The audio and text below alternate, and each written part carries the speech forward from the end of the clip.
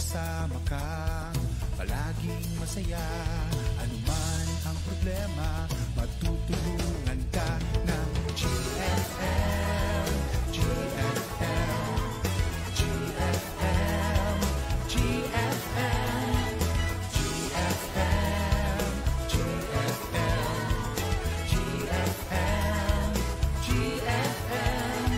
Gabay ng Pilipino, manggagawa. Gabay ng Pilipino, manggagawa. Manalangin lang palagi, Diyos ang makakasama. Buhay mo ay sisigla at may direksyon na dahil sa GFM. GFM, GFM, GFM, GFM, GFM, GFM, GFM. Gabay ng Pilipino, manggagawa. Gabay ng Pilipino, manggagawa. Buo ang pamilya, malalim ang pananampalataya. Maayos ang buhay kapag kipakinabang siya. Dito, doon, sa ibang bansa. GFM, GFM, GFM, GFM. Gabay ng Pilipino, manggagawa. Gabay ng Pilipino, manggagawa. Gabay ng Pilipino, manggagawa. Gabay ng Pilipino, manggagawa. OFW na naglilingkod sa ating bayan, sila ay susi sa ating kaunlaran. Hirap at dusang pinagdadaanan, matagumpay na di lalampasan. Kaya ating parangalan itong ating kabayan sa ginawa niya kabayanihan. GFM. Nagpapasalamat ako at nagpapasalamat po kami.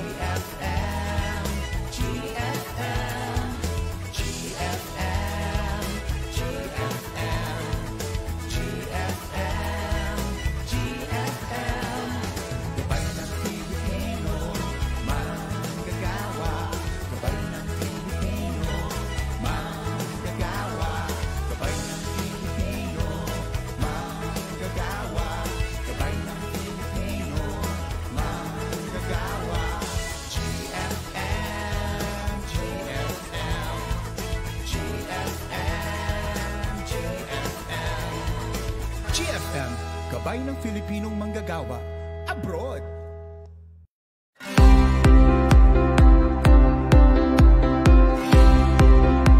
Pamilyang buo, maayos na pamumuhay, malalim na pananampalataya, kapaki-pakinabang sa ating bansa at sa bansang pinaglilingkuran.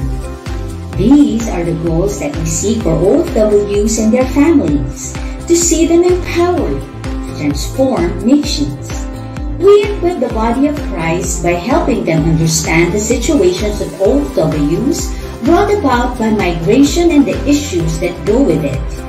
We train our volunteers to become OFW ministers, to minister effectively in times of distress, using all platforms, including multimedia. We partner with churches here and abroad to establish global Filipino centers to help address the plight of many OFWs in distress. Our partnership with government institutions like POEA, OWA, the DFA and its embassies and consular offices helped facilitate repatriation, resolution of labor cases, and help countless victims of abuses from their employers and principals. And through government institutions like the Department of Agriculture, Department of Science and Technology, the DSWD and DTI, we have endorsed countless OFWs to avail various reintegration and livelihood programs. We do all these to see them empowered overseas Filipino workers and their families to do kingdom work. Come, partner with us and empowering global Filipinos through your prayers and donations.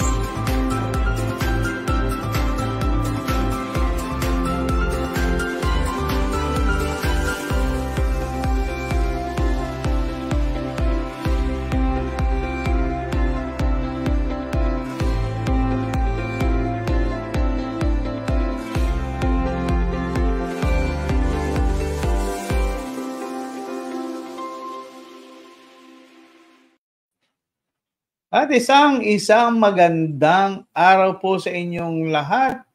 At ito po ang inyong programang Gabay ng Pilipinong Manggagawa Abroad. Ito po ang inyong lingkod na si Karen Bunsoy na sasabing kayo po ay welcome sa program na ito. At ako nga po, aking partner na si Miss Joy Ilagan.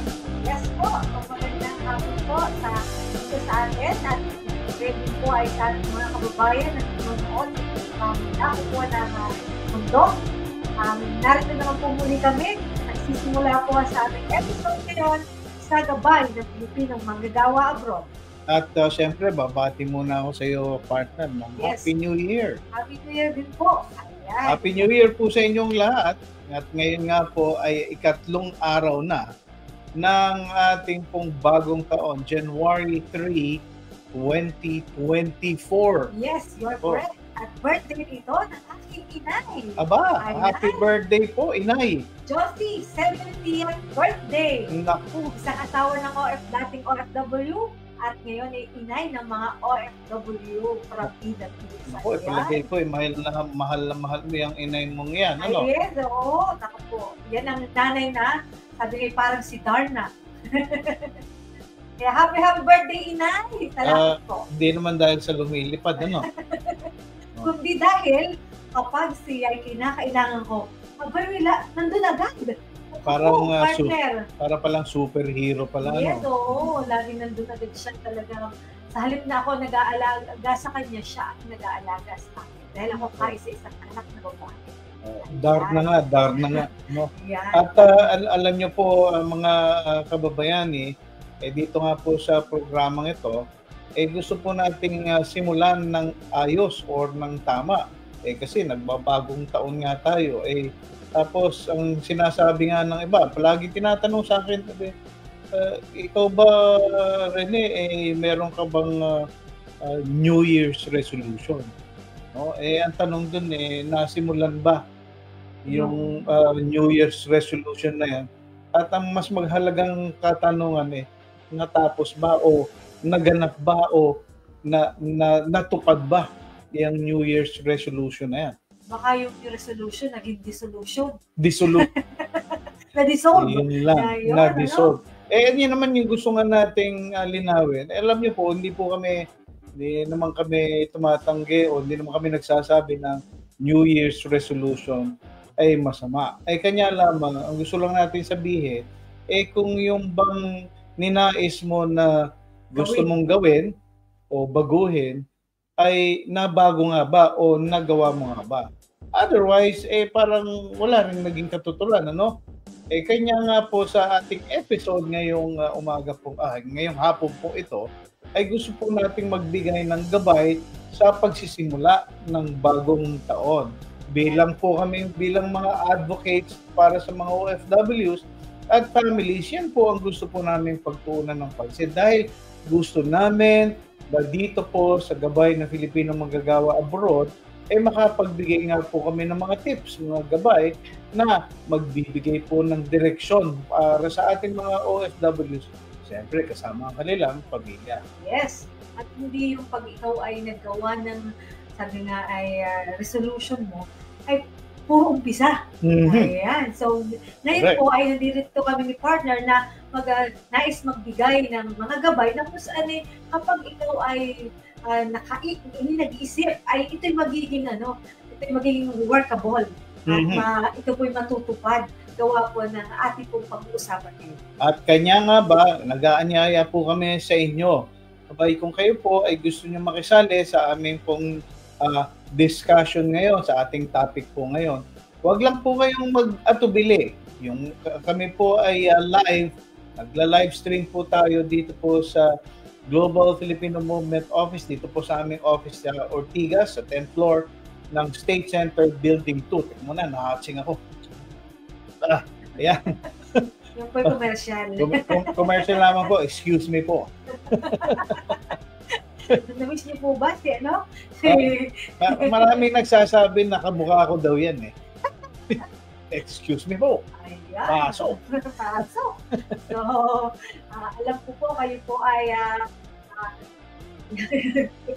excited na pag-usapan po natin yung mga gabay po natin para po sa pagsisimula po ng bagong taon. At ito po ay una ay napakahalaga po sa ating buhay upang talaga ang ating pong mga gagawin ay may katuturan at may katotohanan, partner. Katuturan at may katotohanan. Yes. Maganda yan, mga pag-rhyme. Pero babatiin mo natin yung ating mga nanonood. Siyempre, yung mga kasamahan natin dyan.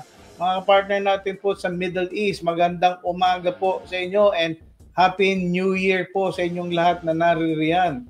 At mag-tune in lang po kayo, mag-join kayo sa aming pong discussion para naman mas maging lively tayo. Siyempre, kung nasa Southeast Asia ka naman, kung kayo nanonood sa Hong Kong, sa Singapore, yan sa Taiwan, good morning, good afternoon po sa inyo.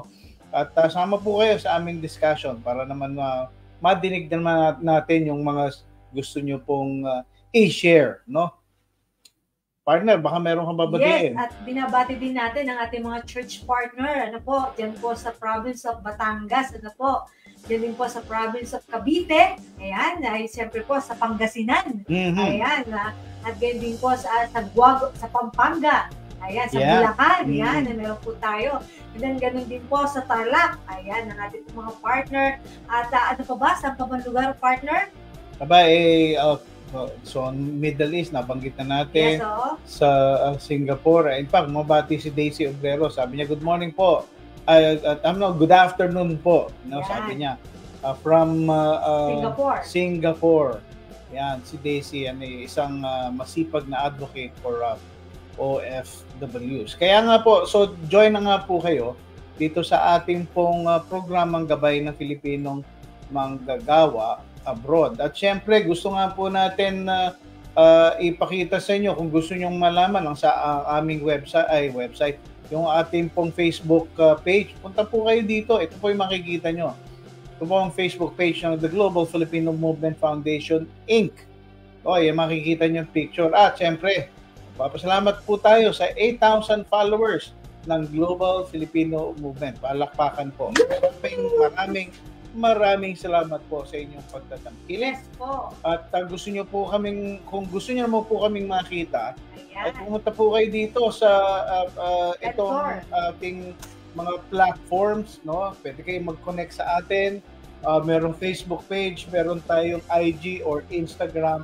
And at the same time, meron din po tayong YouTube channel na kung saan mapapanood nyo po yung ibang mga ating videos na ginawa at mga lumang episodes para po ninyo kami makilala pa. At syempre, at kung gusto nyo nga po kaming mahanap, eto po, dito lang po kami. Tingnan nyo po itong mapang ito dahil makikita nyo po kami na kami po ay taga Ortigas. At kami nga po ay kung pupunta kayo, nasa panulukan ng EDSA at saka corner ng Ortigas Avenue. Yan po yung sinasabi ko, yung Department of Migrant Workers na dating POEA. Kapag naglakad ka na yan ng kaunti, papuntang Ortigas, papuntang Green Hills, ay makikita nyo na sa kaliwa ang aming building, State Center Building 2. No? Kami po ay nasa 10th floor. At nagsasabi kung kayo po ay galing po sa DMW, 50 steps na lamang po yan, karating na po kayo sa office ng GFM. So, gayon din po ay meron po kami mga programa at ang amin po pang ino-offer po ay yung tinatawag na pool na kung saan po ay we care for outstanding outbound laborers po. Na kung saan po meron po tayong mga libreng online appointment, e-registration po, kaya din po ay printing of documents, online submission of documents for direct hires. Meron din po tayong libreng photocopying, para legal services, ano po. And ganun din po yung free meals na kung saan po bukas po tayo every Monday to Friday sa oras na 11 a.m. to 1 p.m. Ayan. So, gayon din po ay meron pa ba tayo?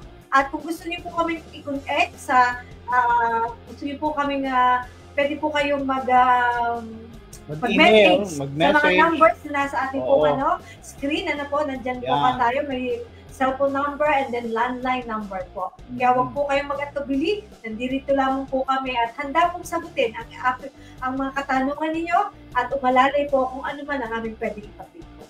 Yan. So tayo ay dahil nakapag bigay na tayo ng mga information, nabigay na natin kung saan tayo pwedeng mahanap o makontak, magsisimula na po kami. So, ito na nga yung pinaka-topic natin na partner. Ikaw ba, usually, ano bang sinisimulan mo kapag ikaw ay bagong taon, ano yung usual sa iyo na ginagawa mo para ikaw ay makapagsimula? Magandang tanong yan, partner. So, sa atin, bila po na... Hindi, bago natin i-discuss yung ating i-discuss, ikaw lang, sa iyo, nung nagsimula, anong kagawian mo? Sa amin? Oo. Pag nagsusulat po ako. Nagsusulat ng mga dapat gawin.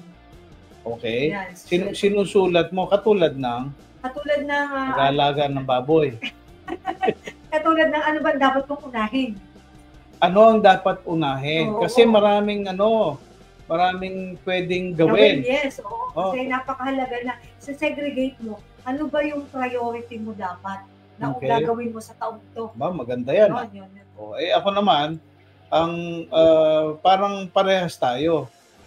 Pinag-iisipan ko na, actually bago pa magsimula ang January 1, pinag-iisipan ko na ano nga ba ang dapat ma-accomplish. Yes. Bakit? Kasi nga po, karamihan nga sa atin, huwag naman huwag magagalit, puro simula. Kanya lang walang natatapos. Kasi it has something to do with goal setting. And goal. Tsaka yung knowing kung ano yung finish line. Yes. Ano ba ending? Yes, Kung meron beginning, dapat may ending. So, anong gusto mong marating o mangyari? At ito nga, kaya nga palagay ko, Miss Joy, kaya yung iba hindi natatapos. Kasi hindi nga nila nakikita ano ba yung ending ko. Ano ba yung picture na gusto makita? Ano ba yung picture ng ending? Kasi madaling magsabi ng, sisimulan ko to. Oo. Halimbawa, papasok ko na ng konti, yung pag-iipon. Mag-iipon ako. Pero yun yung simula Pero magkano? Yan. Kung baga, gaano kalaking garapon? Maliit ba? Malaki? Itsurang baboy ba? O garapon na malaki? O alkansyang kahoy ba? O yung lababasag? Yun ako. Alabaster jar ba yan? Naku man, alabaster jar pa. Parang napakamamahali naman yung sinabi mo. Hindi, kahit yung Simple lang. Yung kawayan lang na nilalagari. Pwede rin nilalagay mo doon, Pwede ba nga noon, parang sa garapon nga lang na parang, nga yun? Merong maliliit, merong malalaki. Alam mo kung saan nilagay, partner? Saan? Alam mo yung bottled water? Yung bottled water niya, sayang naman. Hindi, wala nang tubig. Bago inalis niya yung ginilitan niya ng kutsilyo, doon niya naguhulog. Ay, pwede din yun, yung mga mineral water. Oo nga naman. Nakita ko kanina, naguhulog siya. Ayan. Pwede rin. Actually, yun na nga halimbawa, kung gusto mo ngang makita, kanya lang, madali kasing dukutin yun Pero kung may target ka, sabi mo nga partner, sabi mo, ang gusto mo, kaya ka nag-iipon ay magkaroon ka halimbawa ng 10,000. So hindi mo siya anuhin kasi may target ka di ba? Ayun na nga. Ibig sabihin, kung gusto mong ganun mag-ipon, dapat alam mo ending. Oo. Gusto kong simulang mag-impok para sa pagdating ng December 31, meron akong, sabi mo, 5,000 o 10,000 pesos. Mangyayari lang yun kung meron kang sisimulan Yes. at may ending ka. Nako, napakaganda. Marami po kami pwedeng i-share sa inyo, pero let us share with you some principles muna. At itong aking partner meron siyang sasabihin 3 mahalagang prinsipyo para panggabay naman sa ating mga overseas Filipino workers. Kaya kung overseas Filipino worker ka, sundan mo ito. Very practical lang ito. Hindi naman namin sinasabi na ito lang yung pwede nyong sundin, pero isa lamang itong guide, giya, gabay po. At pakinggan niyo po, baka may mapulot po kayo na pwede nyong simulan o kumbaga direksyon na pwede nyong sundan. Yes, partner. Talagang nag-isip po tayo dyan. Paano nga po ba yung ating magandang gabay sa pagsisimula ng bagong taon? No? Kasi nga, marami tayong, sabi nga ni partner, maraming simula, pero ang nakakalungkot ay walang natatapos. Hindi natatapos. So ngayon po, napag-usapan namin kanina habang kami po ay nakaupo at naghihintay ng oras, na napakahalaga po na mayroon tayong gabay. At para po sa lahat po ng nanonood, ay i-share na po ninyo para marinig din po ng iba. Ano ba? Okay. So una po ay ang pong napag-usapan na napakahalaga po ng nagabay para po sa pagsisimula ng bagong taon. Yung tinatawag po na prayer o yung put God first. Ano ho? Kasi ayon po sa Proverbs 3:6, sabi po, in everything you do, put God first and He will direct you and crown your efforts with success. Ayun po pala, partner. Kaya pag ikaw ay nag-pray at yung una muna ay iyong ikinonsulta sa Diyos, ano? Ay sabi po doon ay ikaw daw po ay gagabayan ng Lord para mag-success yung effort mo. Ako gusto kong dugtungan yung sinabi mo na put God first. Kasi nga, coming from that verse na binanggit mo na in everything you do, put God first. And then He will guide you and crown your efforts. Kasi nga, effort nga talaga yung yun na lang mag-goal ka mag-goal setting ka Ay kung minsan usually ako, nag-goal set ako. Dati ang dami-dami kong gustong gawin. Mga 10 yan, no, sa listahan na gustong gawin. Hindi mo natatapos lahat.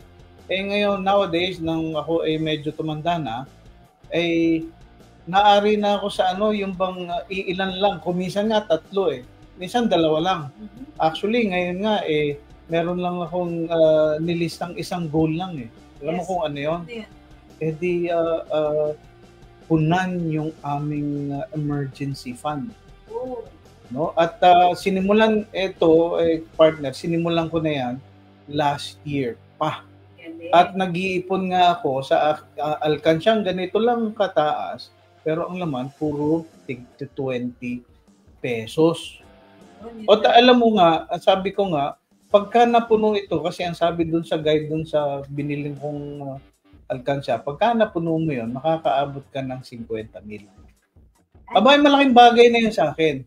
Kasi, pero, alam mo, binigay yun sa akin ng, honestly, binigay yun sa akin ng gabay ng Diyos. Kasi nga, wala na kasi ako pinapaaral No? So, medyo nakakaluag-luag ka na. So, pwede mo nang pagtuunan ng pansin yung mga gusto mong unahin. Kaya katulad sabi mo nga kanina, put God first. So, inuna ko yun, tinanong ko ang Panginoon, ano nga ba pwede kong ma-accomplish this year sa area ng finances? At yun na. May kwento ko dyan, partner. Alam mo ba, noong bago lang akong kapanganak ko kay Rich, so pinag-pray ko, paano ba maihanda ang kanyang pag-aaral? Yun. Kasi nga, hindi stable ang pagiging OFW. Ano po, alam niyo po, ang binigyan ako ng lakas ng loob ng Lord na mai-save ko po yung kanyang tuition po sa kanyang pag-aaral. At alam mo ba ngayon, na-accomplish po namin yun at ngayon nagsisimula po siyang tumanggap na po ng yearly po niya sa Manulife. So, ibig sabihin, 10 years po yun. Nag-invest ka sa Manulife sa education plan. Yes po, sa education. At ngayon po, yung 2 naman namin na mag-asawa para naman sa aming insurance at investment din po, tapos na ngayong taong ito. Ibig sabihin, nag-earn na yan ng dividend. Yes, opo. Kaya yun po yung yan. At naman kami, nagdagdag ulit kami. Yun. Ayan, yun po yung mga ginawa po namin na na-accomplish po namin itong 2023. Tapos na po yun. At itong mga binabanggit namin, common mga ano na ito, no, mga practical tips, ay nangyari lamang dahil inuna na natin ang pagkonsulta sa Diyos. Yes. Yun po yung gusto po namin i-communicate eh. Bago po para ma-ensure, masigurado natin na yung sisimulan natin na mga pagbabago ay dapat kinukonsulta muna. We put God first, we consult with Him, we pray, and then set aside a plan para gawin yon. Yes, yung tinatawag po na sunod po to sa prayer na di ka po put God first. Pangalawa po yung plan of action. Ayan. So maglalagay ka, kailan ka po magsisimula? Mm-hmm. Ano? So napakalaga po no, ako po yung nagsimula. Nung time pong yun, walang trabaho ang asawa ko, pero dahil ako po ay nanalangin sa Lord, humakbang po ako ng may pananampalataya. Mm-hmm. At takot na takot po ako nun dahil nung time po na yun, ay yung pong, alam niyo po ba yung mga insurance na nagsasaraduhan? Nako, Marami akong question nun. Pero alam nyo ngayon, at saka maraming na, yung iba ha, talagang hindi naman sa pag-ano, marami na yung nailagay nilang yes, pera doon. Kinas po nila yun, yung ibang full payment at marami na silang naging problema. Nako, parang naalala ko kung ano yung ano parang yung pangalan ng ano, parang sombrero yun eh. Pero po, opo, at yun nga po ay mga traumatic po, yung mga OFW natin. Yun. Pero ginawa po, kahit ganun po yung mga naririnig ko, humakbang po ako. Kasi dapat po kasi sa pag-i-invest ninyo, titingnan po ninyo kung alin po yung mga matitibay at matatatag. Kaya kailangan po yung prayer. And then pag nag-pray mo, ipaplan mo. Ay, anong gagawin mo? Alin ang hindi mo nabibilhin? At kailan paano ka magsusubi? Bigyan natin ng halimbawa, yung pagpaplano, sinabi mo na kanina magsulat. Opo. Nagsulat ka na ano yung mga gusto mong gawin. At siguro gagamitin ko na rin dun yung, kasi pagsusulat, kinakailangan mong isipin ano-ano ba yung gusto mong gawin. Yes. At ano yung dapat mauna? Yan. Siyempre, so ang gagawin nyo po, kumuha kayo ng notebook na kung saan pwede nyo isulat. Ganito po, planner. Mag-planner po kayo. Ano yung gusto mong gawin? So, ililista mo yon. Actually, pwedeng random lang yan, di ba? Yes, parang nagbe-brainstorming ka lang. Pagka kasi brainstorming, kung ano yung pumasok sa isip mo na dapat mo i-accomplish, ilista mo isa-isa. Tapos, ito yung sinasabi mo kanina. Doon sa mga nilista mo, ano doon yung pinakamahalaga? Ano yung top priorities mo? Prioritize your priority. Ipa-prioritize mo yung priority mo. Ibig sabihin, out of that, magsimula kang magbilang. Ano yung number 1, number 2, number 3, number 4, number 5, so on and so forth. Ako, meron akong sistema ng partner Yes, ano yun? Meron akong 2 category para maihihiwalay ko siya. So, gumawa ko ng isang listahan, Pero meron nung kinakategorize ko siya sa 2 category. Isang high priority, isang low priority. So, ang gagawin ko dun sa lista kong ginawa, ay ihihiwalay ko ngayon, ilalagay ko dito sa left side yung high priority. Tapos, sa kaliwa sa kanan naman, yung low priority. That way, na-separate ko na siya at doon ko ngayon bibilangin. Ito si high priority, syempre meron pa rin mauna doon. No? Tapos, saka ko ngayon i-schedule. Kung maaari, dapat ma-schedule mo kung kailan mo sisimulan, kailan mo tatapusin. No? Sa low priority, ganun din. No? Syempre, palagi nyo unahin si high priority dahil yun yung nakita mo, usually that's yun yung mga dapat na uunahin, na dapat ma-accomplish.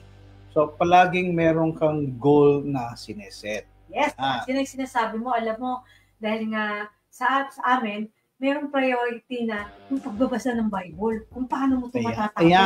Ayan. At yung halimbawa po mag-uumpisa sa Genesis hanggang kailan matatapos, yung po ay as personal ko pong experience, ginagawa ko po yun. kung matatapos ko ba ang buong Biblia sa loob ng 1 taon. At pag hindi ako natapos, nag-overtime po ako kasi nga may goal ka na matapos mo eh. Alam mo, yung sinasabi mo, basahin usually yung iba, pagka nagbabasa, sabi nila, parang antok naman ako eh. Bakit ba tuwing magbabasa ako ng Bible, parang inaantok ako? Unang-una sa lahat to minsan kailangan mo lang maging creative. Alam mo ginagawa ko ngayon? Nakikinig ka. Nakikinig ako. Audio. No, ngayon, dahil ito ipopromote ko talaga ito Ako pagka ako bumabiyahe,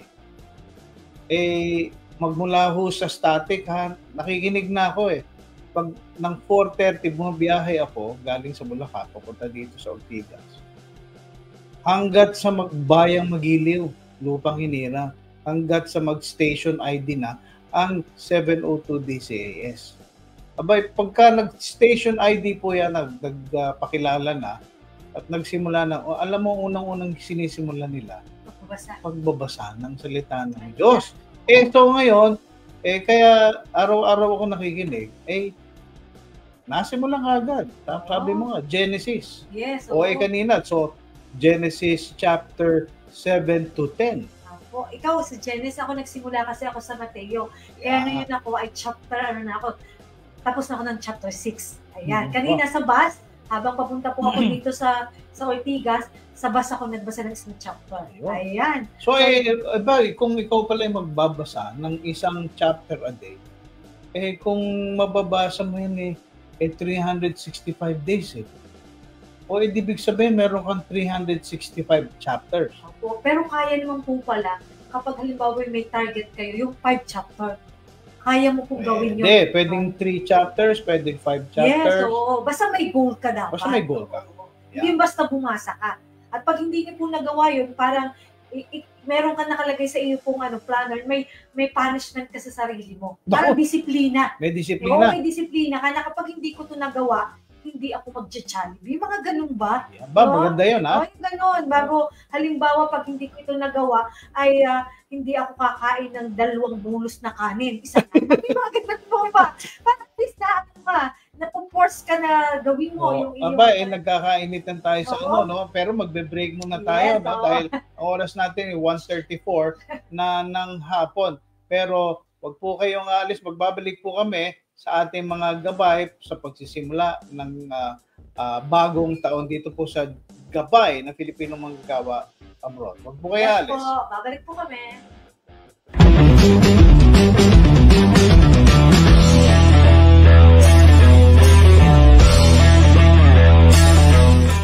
Bata, mag-a-abroad ka ba?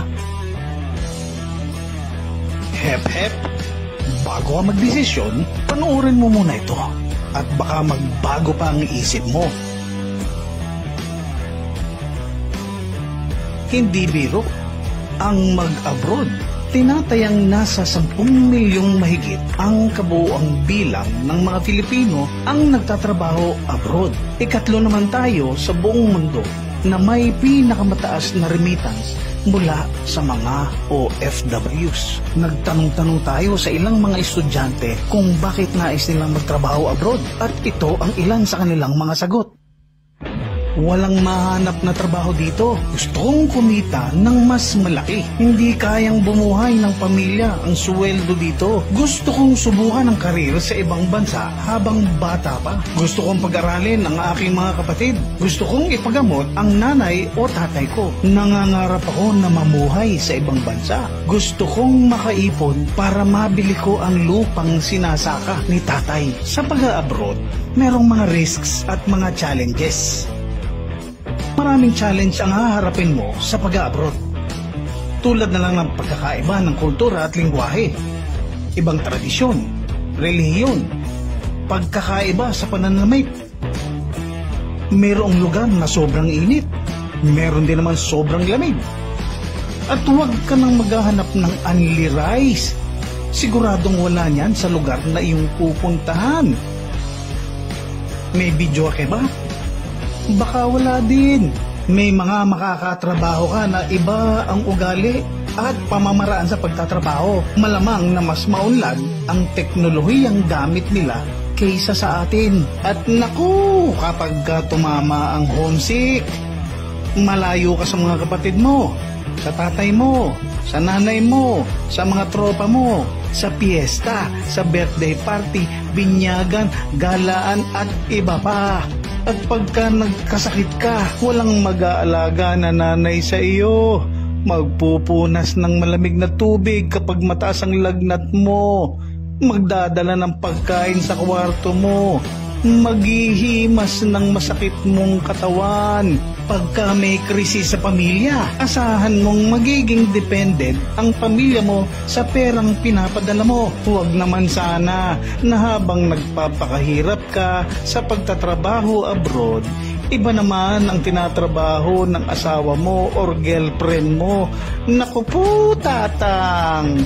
Pumunta naman tayo sa mga risks. Alam mo bang talamak ang illegal recruitment sa atin? Ayon sa Statista Research Department, noong February 2, 2022, mayroong 1,800 na kaso ng illegal recruitment ang na-record mula January at October ng 2021.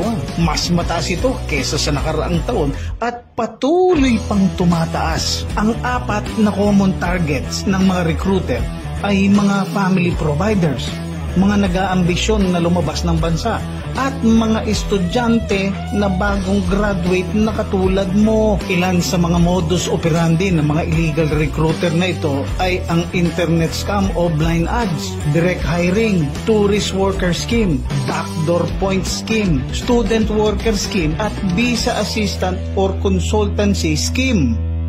Kaya mo ba naharapin ang mga challenges na ito? Financially capable ka ba? May kwalifikasyon ka ba? Handa ka bang iwan ang iyong pamilya para magtrabaho abroad?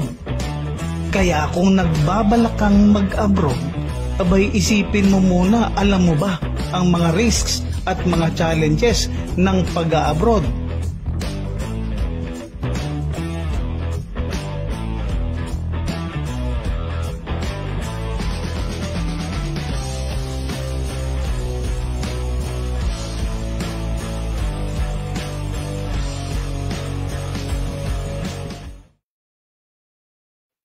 Okay po, nagbabalik po ang ating programa, ang Gabay ng Pilipinong Manggagawa Abroad. Partner?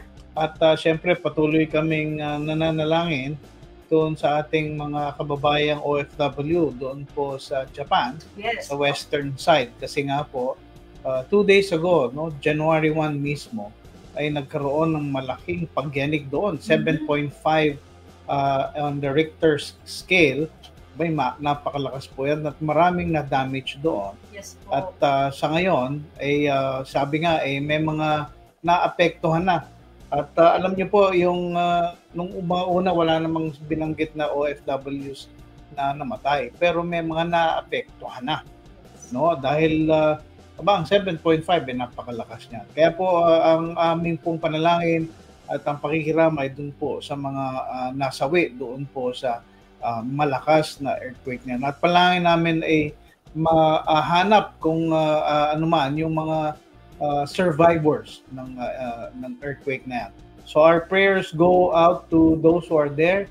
At nabanggit mo nga ang ating si Sister Ana Games at saka si Lolet Kalingasan ay naroon sa Japan. Sana kayo ay safe dyan. At nandun din ang aking kumare, taga-baybayin po siya, si Rosalie Cato, ang pamilya niya. Kaya doon sa lahat po ng mga nasa Japan, ating mga kababayan, kami po ay sumisimpatya at nananalangin po sa patuloy po na pag-iingat ng Diyos at sa mga naging biktima po ng sakuna.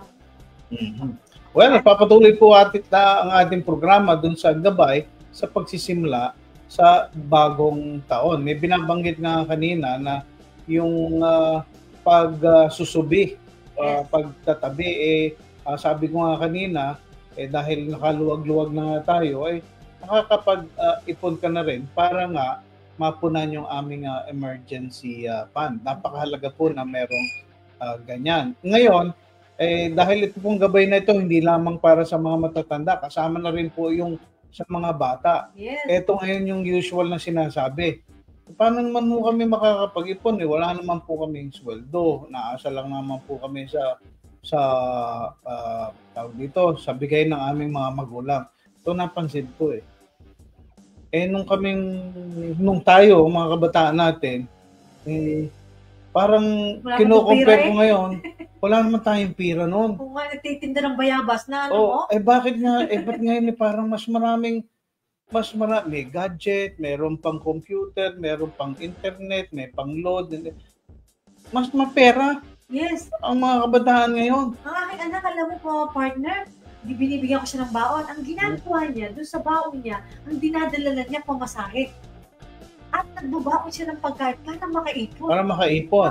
Ibig sabihin, hindi pala, it's only a myth yung sinasabing, hindi ka makakaipon sa dami ng gastusin. Hindi, sa akin, yan. May paraan eh. Kung gusto, may paraan. Kung ayaw ay, maraming dahilan. Ito ang sinasabi ko, isang tip lang sa mga kabataan.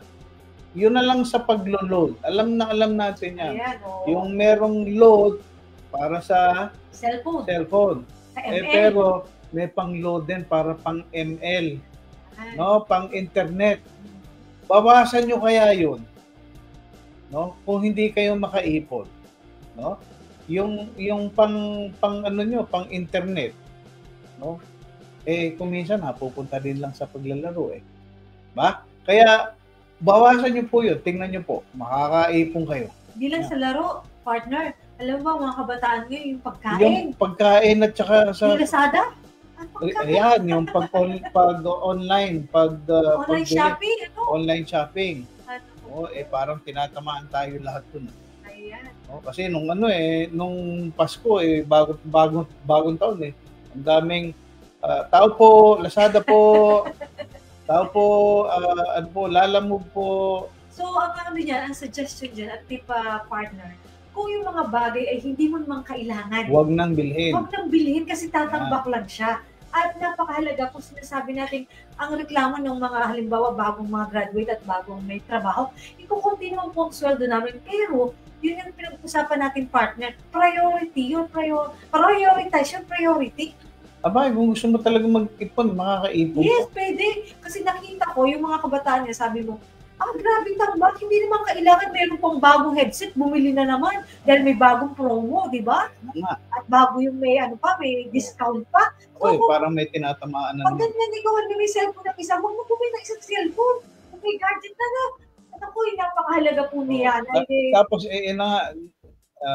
isa pa natin, yung bang hilig bumili ng damit, Oo, yung at saka ng sapatos. Ay, naku po ka. Yung aking mga anak, dami nilang sapatos. Sabi ko ang ganda siya. Ang gagawin ko na nga lang, manghihiram na nga lang ako kasi yan nakatuwa ko sa aking anak naman kasi hindi sila ganun. Ano nila, mami, huwag ka nang bumili. Gamitin mo na lang sa negosyo. Yun naman. Shout out sa aking mga anak talaga naman. Ang sagot ko dyan na all. Sana all. Ganun yung aking bunso. Alam niyo po, ganun siya. Oo. Kaya Jared, salamat sa pagbabantay ng ating mga baboy. Naku, sayang daw po yung flash sale. Yan na naman nga, yung mga flash sale na yan Yung mga 50%, mga 75%, minsan pa nga 80% pa nga Oo. Pagdating mo dun naku po. Nako, yan. Okay, kaya yun. So ibig sabihin, may paraan pwede. Pwede. Alam nyo po kung gusto nyong makapag-ipon ng 10,000 by the end of 2024, nasa sa inyo po yun kung gaano nyo pagbibigyan ng pansin. Halimbawa, i-divide mo yung 10,000 sa 12 buwan, magkano yan? Sige, magano tayo. Tingnan natin kung magkano baga ang pwedeng ma-save, 10,000 divided by 12. Ano po, 833.33 a month lang yan. Halimbawa, divide mo sa i-divide mo sa halimbawa 30 days. 27.77 pesos a day. 30 pesos na lang. A day. Kung ikaw ay naglo-load ng 100 pesos, ay di yung 30 pesos itabi mo na. 70 pesos, yun na lang yung pan-load mo. O di yung 30 pesos mo na ipunin mo yon. O makaka-830 ka na. Di ba? Pagka nga merong kapag ka gusto, may paraan. Yan isa may trabaho. Pero paano pag mga bata at mga estudyante? Abay, di yung baong binibigay sa iyo. Pwede ba kahit 5 piso lang, di ba? Pwede. 5 pesos. 5 pesos. Sige nga. Kung magkano yun? 5 pesos times 30. Ay, by 150 din yun. O, kung 150 pesos times 12, abay, may 1.8 ka. Diba? Kung may target siyang bilhin. O, diba, sapatos man yun, ano? Di makakabili siya. Murang-mura naman sa ano yun? Sa online na sapatos, ano? Nakakabili nga ng minsan, hindi nyo alam, ha? Yung mga sinasabing, mura lang pala. O, yan. So, incentive, kumbaga, may incentive, no? Pwedeng gawing incentive.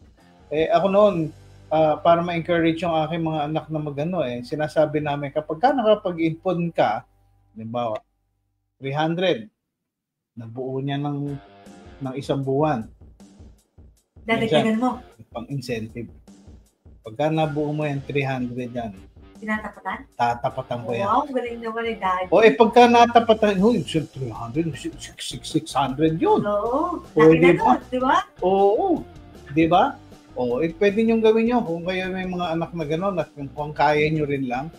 Yung 100 mo, tatapatan mo ng 100 yan. Kaya kapag ka na-doble mo yung 200, naging 200 yan, ay di dodoblehin pa rin natin. Basta tatapatan, i-incentivize mo. Para lang ma-encourage. At kung naman, ating mga magulang ay nahihirapan para sa gano'n, pwede naman natin bigyan ng incentive sa mga ginagawa nila sa gawaing bahay at ating mga anak. Para kung may plano sila na gawin o bilhin, ay ma-accomplish yun. Ito naman, kasi sabi mo nga, magplano, yung huli na, sinasabi mo, to perform. Ibig sabihin, execute mo yan, gawin mo na, ngayon, kung napag-usapan na din lang yung pera, kung minsan, mahilig ko kasing umutang ang ating mga mga OFW.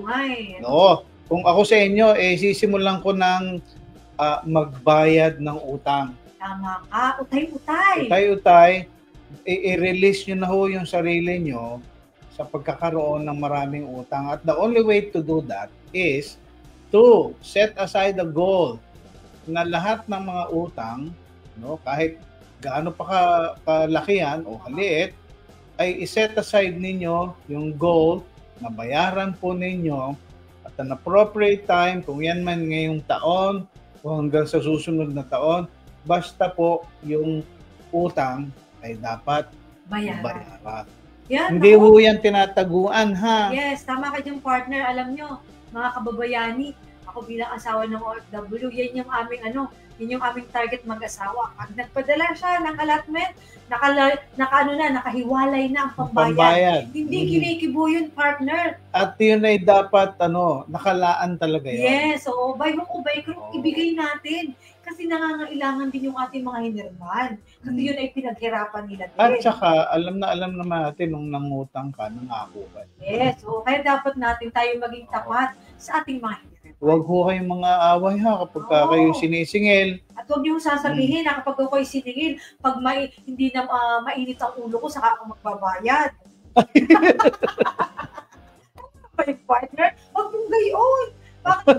Bakit mo ganoon? Ay dapat po huwag tayo magalit pag tayo sinisingil. At parang sasabihin po natin, ini-stress natin, tayo ini-stress at naningil.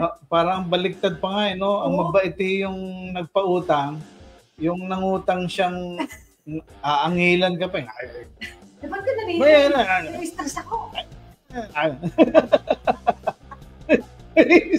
May stress ka na lang. Although nagtatawanan po kami dito, pero seryoso po kami na i-release nyo ho yung sarili nyo sa pagkakautang. Ang sarap po kaya ng pakiramdam kapag hindi ho kayo tingin sa likod na parang baka merong mahahabol na sa akin 5-6 na pinutangan natin, o kaya yung taong kaibigan pa naman natin, pinangakuan natin, tapos alam mo naman nakasalubong mo na, Iwasan. pati iwasan ka pa. Alam niyo po, hindi ho maganda ho yung ganun eh. Huwag natin iwasan. Bayaran po na. At yung partner, yung talagang walang pambayad, ito yung may makipag-usap. Ay, magsabi. Oo, sabihin nyo na, naku kumare, naku kumpare, naku kapatid, o anong sino man. Sabihin natin na, pasensya na, hindi talaga ako makakabayad ngayon. Kaya yung mawawala kayo bigla, para kayong bula. Oo.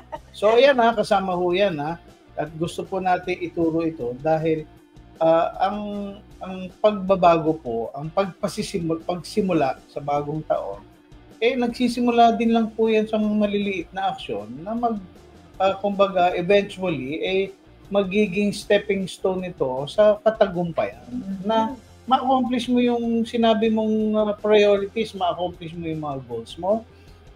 Kung yan ay magbayad ng utang, o kumbaga mabayaran ang bills, o mabayaran ang kumbaga yung hinuhulugang cellphone, sasakyan, bahay. Kapag ganyan po pinag-uusapan, dapat talaga disiplina. Yes. At gawin na consistent. So ano naman yung partner, ang gabay ng salita ng Diyos para dito?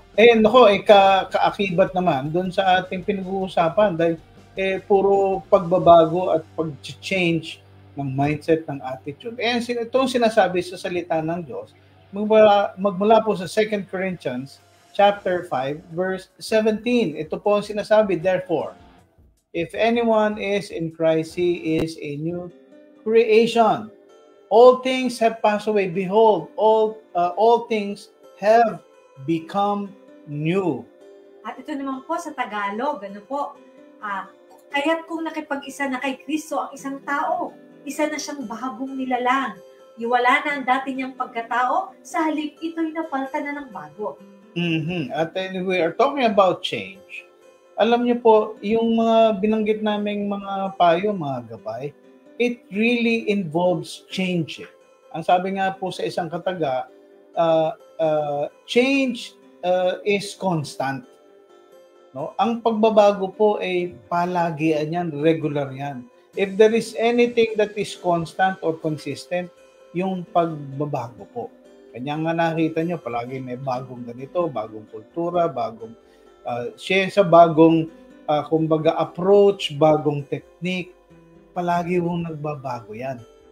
Ngayon, when it comes to yung tunay na pagbabago, sa katauhan, sa attitude, sa pag-iimpok ng pera, sa pag-iimpon para sa inyo pong pangangailangan, pwede naman hunin yung baguhin yung mindset Pero ang tunay pong pagbabago sa aming palagay, nagmumula po iyan sa pusong nagsusuko ng kanilang mga pasanin, ng mga isipin, mga balakin, at nagsisimula po yan sa pagsuko o pag-surrender sa Panginoong Diyos. Bakit? Ang premise po natin, ang Diyos ang may kaalaman sa lahat. Ang Diyos ang merong siyang magandang plano para sa ating buhay. At ang Diyos lamang ang pwedeng magbago sa ating buhay, na pwedeng maging dalisay yung inyong puso, ang inyong isipin, ang inyong pagpaplano. Kanya nga bago natin gawin lahat itong mga pagpaplanong ito sa bagong taon, ituunan natin ang pansin. Ang tunay na pagbabago ay nagsisimula po sa pagsuko ng inyong buhay kay Kristo Jesus na siyang ating Panginoon na nagbigay ng kanyang buhay para sa kaligtasan ng tao. Kaibigan, kababayani, kung ikaw ay nakikinig at nais mong magkaroon ng tunay na pagbabago sa iyong buhay, isuko mo ang iyong buhay sa Kanya. Sabihin mo na, nais ko na ikaw na ang maghari sa aking buhay. Nais ko, Panginoong Diyos, na maging diretso na yung aking tahakin para meron akong sinimulan, meron akong matatapos. Mangyari lamang yan kapag isinuko mo ang iyong buhay. Inaanyayahan kita, kaibigan, kung ikaw ay nanonood at naniniwala ka na ito yung pagkakataon para maisuko mo ang iyong buhay inyo pong ipikit ang inyong mga mata at samahan niyo ako sa maikling panalangin. Manalangin tayo. Panginoong Jesus, salamat po sa aming mga narinig na gabay na naggagabay po sa amin sa tunay na pagbabago. At alam ko po na ang pagbabagong ito ay mangyayari lamang kung isusuko ko ang aking buhay sa aming Panginoong Jesus. Panginoong Jesus, kailangan kita sa aking buhay.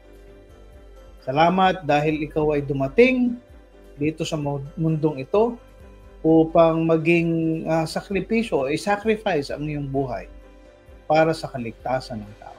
Narito ako ngayon, binubuksan ko po ang aking puso.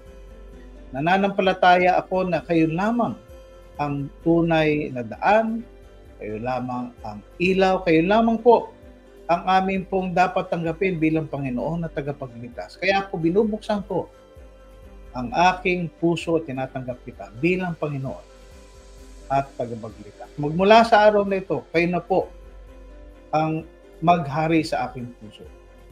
At kayo rin po ang magbigay ng gabay upang lumakad ako ng diretso ayon sa inyo pong kalooban. Amen at amen. Kaibigan, kung ikaw ay nanalangin upang tanggapin siya bilang Panginoon at tagapagligtas ng iyong buhay, ang Panginoong Hesus ay nasa sa iyo na. At pwede mong dagdagan yung aking sinasabi, partner. Yes po. So, kung ang inyo po ngayon ay nag-decision kayo na magkaroon po ng isang bagong puso, kapag po nagkaroon kayo ng bagong puso, ay magkakaroon po ng kaganapan na magabayan tayo ng Panginoong Hesus para sa ating po mga iniisip na plano ngayong taong 2024.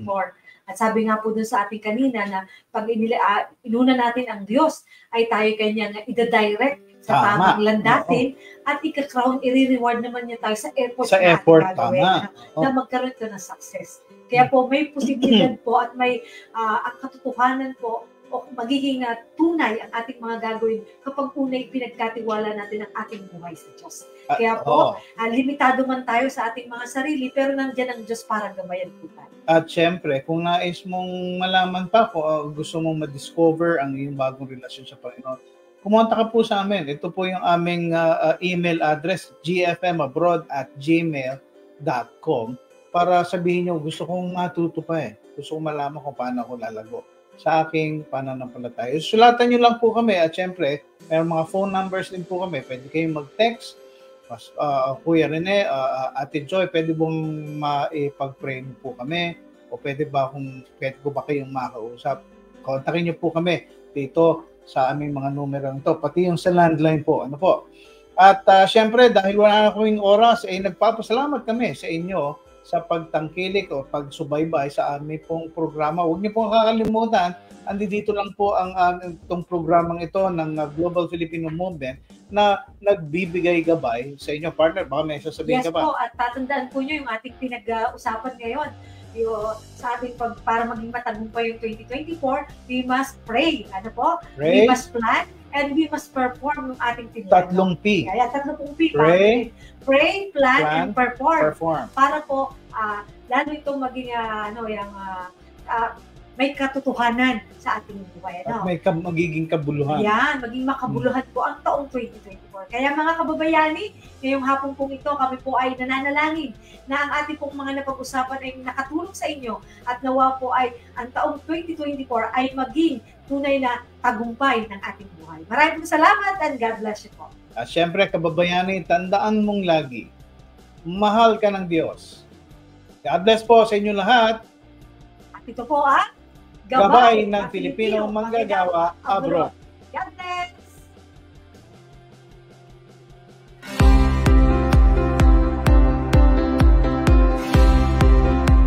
Pamilyang buo, maayos na pamumuhay, malalim na pananampalataya, kapaki-pakinabang sa ating bansa at sa bansang pinaglilingkuran.